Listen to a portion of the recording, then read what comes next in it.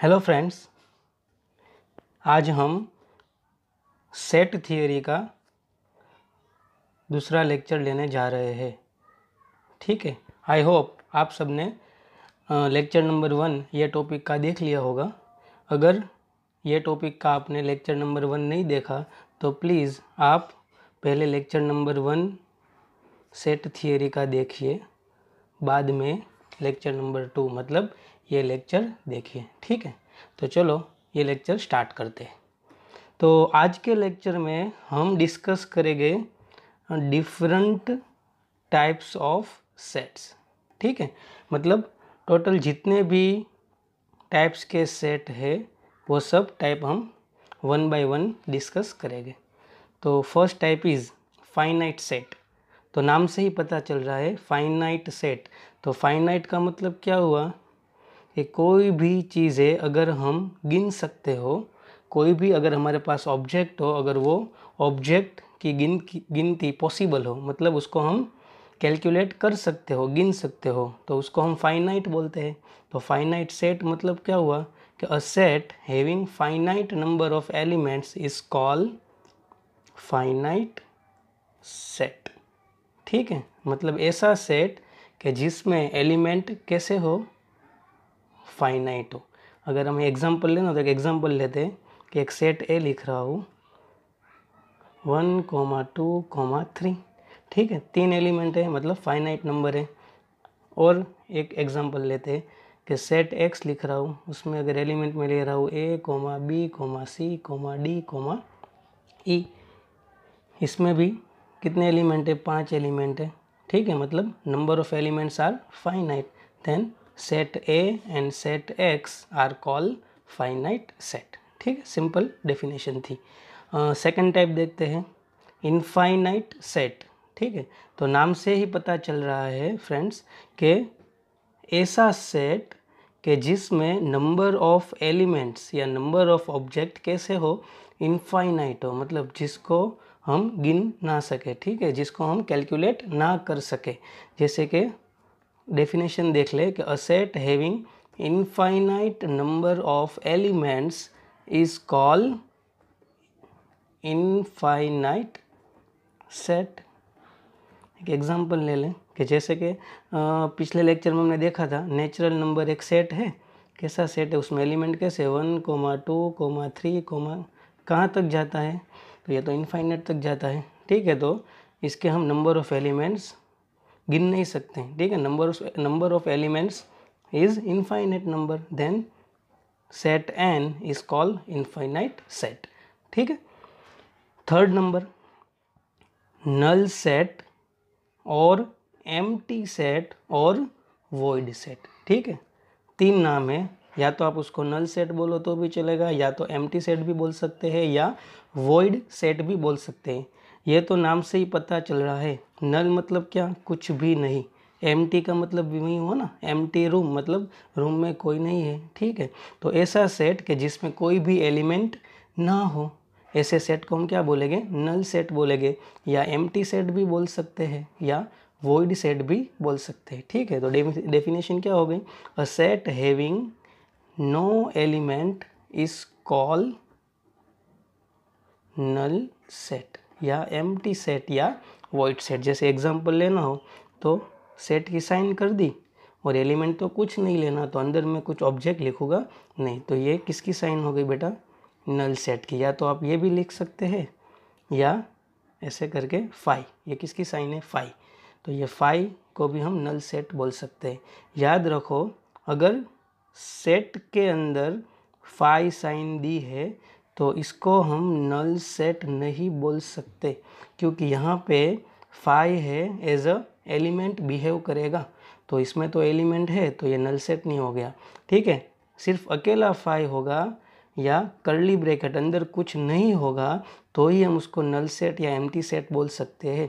अगर दोनों प्रेजेंट हो, मतलब कर्ली ब्रैकेट के अंदर फाई हो, तो वो नल सेट नहीं है। इसको हम सिंगल टोन सेट बोलेंगे, आगे जाके इसकी डेफिनेशन आएगी। ठीक है, मतलब अभी तक इतना याद रखना है कि कर्ली ब्रैकेट के अंदर फाई हो या कर्ली ब्रैकेट के अंदर 0 हो, इसको भी हम नल सेट बोलेंगे नहीं, क्योंकि कर्ली ब्रैकेट के अंदर कुछ है।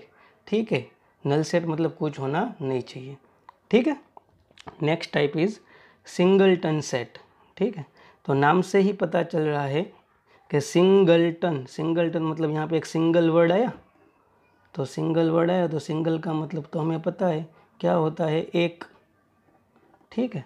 तो ऐसा सेट कि जिसमें ओनली एक ही एलिमेंट हो, one elements, there are only one elements in a set is called singleton set, ठीक है। तो डेफिनेशन भी यही हो गई, a set having only one element is called singleton set. जैसे एक एग्जांपल लेना है तो जैसे एक सेट ले लूँ, इसमें 0 लिख दूँ, ऊपर ये सिंगलटन है, सेट ले लेते हैं, इसमें 5 ले लेते हैं तो ये भी एक सिंगलटन हो गया, एक 1 ले लेते हैं तो ये भी एक सिंगलटन हो गया, एक स्मॉल ए ले लेते हैं तो ये भी एक सिंगलटन हो गया, ठीक है। तो सिंगलटन सेट, हाँ, आई थिंक आपको पता चल गया होगा, चलो ठीक है। Next type is equal sets. तो नाम से ही पता चल रहा है, तो इक्वल मतलब क्या, बराबर। तो ऑब्वियस है यहाँ पे कंपैरिजन करनी है दो सेट की, तो कंपैरिजन कैसे कर सकते हैं, ऑब्वियस है सेट के पास क्या होता है, ओनली एलिमेंट ही होता है। तो ऐसे दो सेट कि जिसके सारे एलिमेंट्स क्या हो, सेम टू सेम हो, और two sets having same elements are called equal sets, ठीक है। डेफिनेशन भी यहीं लिखी हुई है, two sets having equal elements are called equal sets. एक एग्जांपल ले लेते हैं, जैसे सेट ए है 1, 2, 3, सेट बी है सपोज 2, 3, 1। तो यहाँ पे ऑर्डर देखना नहीं है, ठीक है। ऐसे सेट के अंदर हम एलिमेंट को ऐसे ऑर्डर चेंज कर सकते हैं, लेकिन देखो यहाँ पे सेट ए है, उसके एलिमेंट कौन से है, तो 1, 2 एंड 3। यहाँ पे भी आप देखो तो एलिमेंट कौन से है सेट बी के, 1, 2 एंड 3। इसका मतलब ऐसा हुआ कि ये दोनों सेट के एलिमेंट कैसे है, सेम टू सेम है।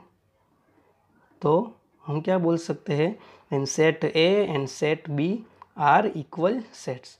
तो इसको हम ऐसे भी शो कर सकते हैं, set A is equal to set B, ठीक है।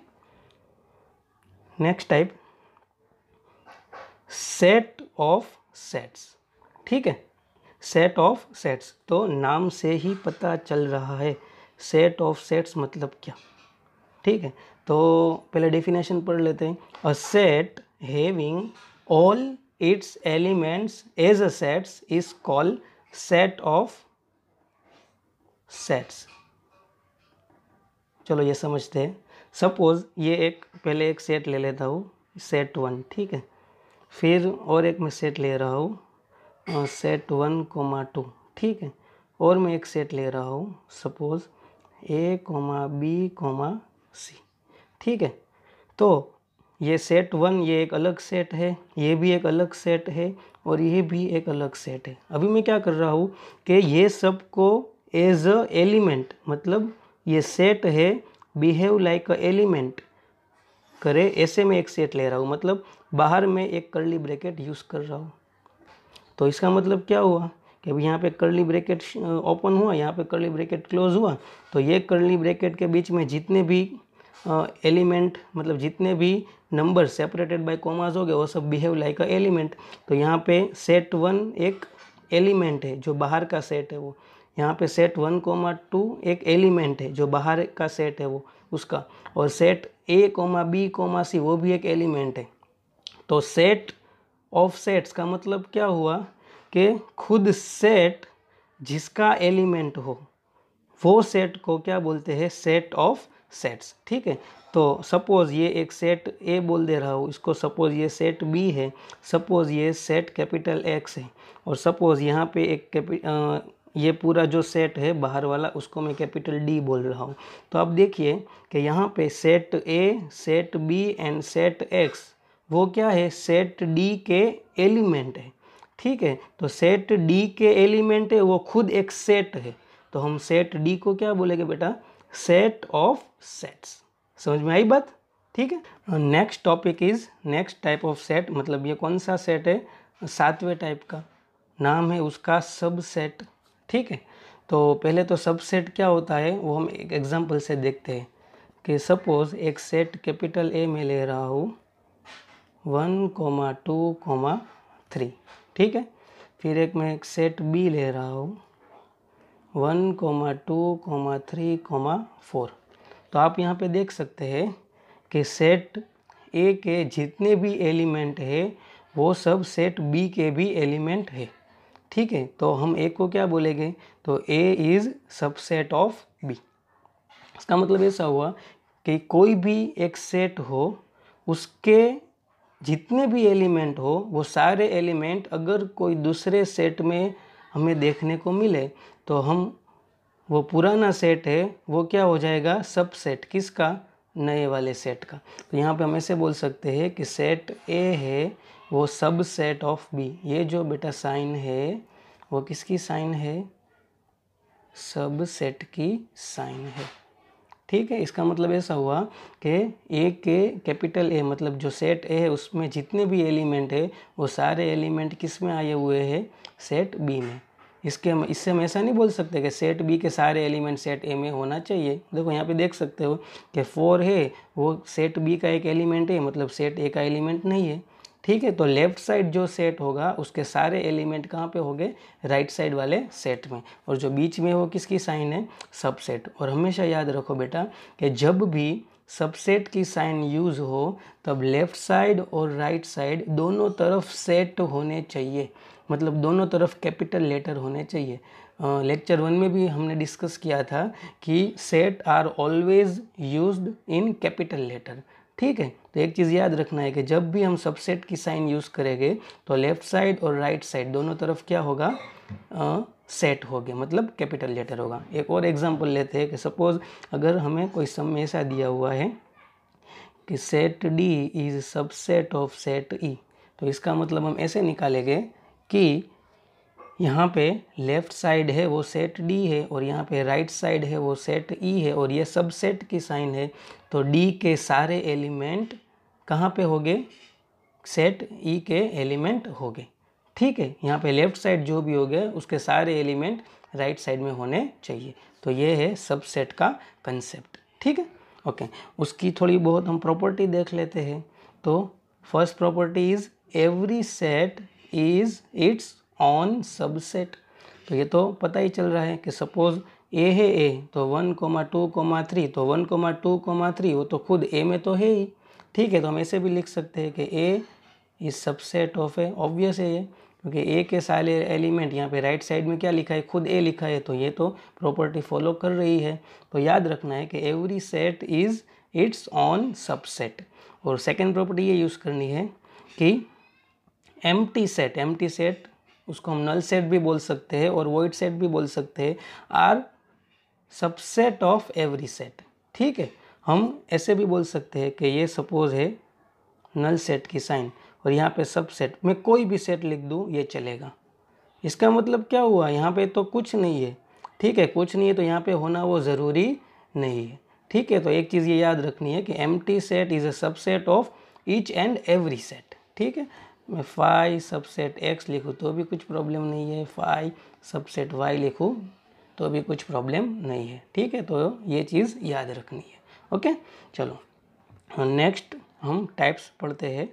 8th नाम है proper subset of a set, ठीक है, proper subset of a set. तो आपको क्वेश्चन होगा कि सर ये दोनों में फ़र्क क्या है, डिफरेंस क्या है, सबसेट और proper subset of a set, ठीक है। तो इसमें हम डिफरेंस देखते हैं। तो इसका यहाँ पे जो डेफिनेशन है या अगर हम इक्वेशन बोले तो ये इक्वेशन को फॉलो करना चाहिए, ठीक है। एक एग्जांपल लेते हैं कि a इज़ इक्वल टू, यहाँ पे लिया है थोड़ा अलग लेते हैं, small a b c and set d is equal to a b c and small d, ठीक है। तो यहाँ पे आप देखो कि set a and set d दोनों इक्वल सेट नहीं है और सेट a के सारे एलिमेंट सेट d में है, मतलब जो सेट a है वो प्रॉपर सेट ऑफ d है, ठीक है। कभी कभी क्या होता है, ऐसे होता है कि a होता है a, b, c और सपोज सेट e है वो भी a, b, c, तो हम ऐसे लिख सकते हैं ए इज सबसेट ऑफ ई, तो कि यस, ठीक है। यहाँ पे इक्वल टू बी साइन भी यूज़ कर सकते हैं, ठीक है, क्योंकि देखो कि लेफ्ट साइड जो भी सेट लिखा है उसके सारे एलिमेंट राइट साइड है, तो कि यस ए में जितने एलिमेंट है वो सारे ई में भी एलिमेंट है, तो ए है वो ई का सबसेट हो गया, ठीक है। तो ये सिर्फ सबसेट हम बोल सकते हैं, लेकिन प्रॉपर सबसेट मतलब क्या, वो प्रॉपर होना चाहिए, इक्वल होना चाहिए नहीं, ठीक है। मतलब A is subset of B but A and B are not equal set, तो हम उसको क्या बोलते हैं, proper subset of a set. उसका यहाँ पे एक एग्जांपल दिया हुआ है, ठीक है, okay. Next type is 9, super set of a set, ठीक है, super set of a set. तो ये भी एक एग्जांपल से ही समझते हैं। देखो यहाँ पे लिखा हुआ ये कि x सबसेट y, ठीक है, ये सबसेट की साइन है, x एंड y ये सेट है। तो इसका मतलब क्या हुआ बेटा कि लेफ्ट साइड कौन सा सेट है, x, और राइट साइड कौन सा है, y। तो x के जितने भी एलिमेंट है वो सब किस में हो गए, y में हो गए, ठीक है। तो यहाँ पे जो लेफ्ट साइड होगा वो सबसेट हो गया, और जो राइट साइड है उसको हम बोलते हैं सुपर सेट ऑफ, किसका सुपर सेट, तो जो लेफ्ट साइड है उसका सुपर सेट ऑफ एक्स, ठीक है। जैसे एक और एग्जांपल लेते हैं कि ए सबसेट ऑफ बी, तो ए तो क्या है बेटा, सबसेट है किसका, बी का, तो बी क्या है, सुपर सेट ऑफ ए, ठीक है। तो राइट साइड जो सेट होगा वो सुपर सेट होगा किसका, जो लेफ्ट साइड है उसका, ठीक है, okay. Next type is power set, ठीक है। तो देखते हैं पावर सेट क्या होता है। तो the set of all the subset of A of given set is called power set of A, ठीक है। और साइन उसका है पी ऑफ ए, मतलब कोई सेट ए है तो उसका जो पावर सेट होगा उसकी साइन क्या होगी बेटा, पी ऑफ ए। चलो एक एग्जांपल से समझते हैं। चलो एक मैं एग्जांपल ले रहा हूँ, set A is equal to suppose 1,2,3, एक ये एग्जांपल ले लिया, ठीक है। मतलब सेट ए है उसमें कितने एलिमेंट हैं, 3 एलिमेंट है, 1, 2 एंड 3। तो ये जो सेट ए है उसमें जो जितने भी एलिमेंट दिख रहे हैं उसको मैं एक अलग से सेट के तौर पे ले रहा हूँ। जैसे कि एक सेट ले रहा हूँ जिसमें 1 एलिमेंट हो, एक मैं सेट ले रहा हूँ जिसमें 2 एलिमेंट हो, एक सेट ले रहा हूँ जिसमें 3 एलिमेंट हो। अब मैं डबल डबल की पेयर बना रहा हूँ, तो एक 1,2 हो, एक 2,3 हो, एक 1,3 हो। अभी मैं एक ट्रिपल की पेयर बना रहा हूँ, तो ट्रिपल तो ये खुद ए ही हो गया, और एक तो कुछ नहीं है, इसे मैं लिख रहा हूँ। तो सेट ए है, इसके कितने सबसेट हो गए, तो याद रखो सबसेट कितने होते हैं, तो कोई भी सेट हो उसमें जितने भी नंबर ऑफ एलिमेंट्स हो, ठीक है, उसमें अगर ये फॉर्मूला आप अप्लाई कर दीजिए 2n, वेयर n क्या है बेटा, तो n है नंबर ऑफ एलिमेंट्स। तो यहाँ पे नंबर ऑफ एलिमेंट्स कितने हैं, 3, तो 2^3 कितने हो गए बेटा, 8 हो गया, ठीक है। तो जो सेट ए है उसके कितने सबसेट बन सकते हैं, तो कोई 8 सबसेट बन सकते हैं। उसमें 2 सबसेट तो याद ही रखना है कि एक तो खुद जो सेट होता है वो खुद का तो सबसेट होता ही है, और एक इससे पहले ही प्रॉपर्टी हमने देख ली कि जो 5 मतलब नल सेट होता है वो तो किसी का भी सबसेट होता है।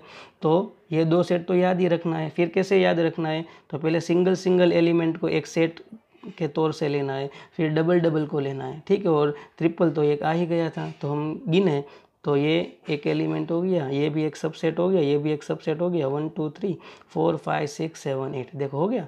तो अभी ये जितने भी ये सेट ए के जितने भी सबसेट बने, अगर उसको हम एक सेट बनाए, मतलब जितने भी सबसेट है वो बिहेव लाइक अ एलिमेंट, वो भी कैसे बिहेव करेंगे, एक एलिमेंट के तौर से बिहेव करेंगे। तो ये जो नया सेट बना उसको हम क्या बोलते हैं बेटा, पावर सेट ऑफ ए, ठीक है। तो कोई भी सेट हो उसके जितने भी पॉसिबल सबसेट हो वो सारे सबसेट लिखना है, और वो सारे सबसेट को एलिमेंट के तौर पे लेके एक नया सेट बनाना है।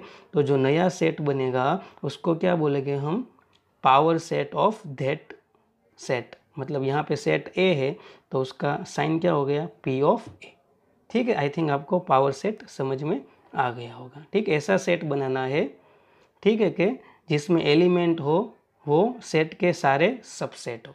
ओके ओके उसमें एक टॉपिक है number of element in power set. तो हमें पता है कि पावर सेट में सब क्या हो गए, जो गिवन सेट है उसके सबसेट ही हो गए।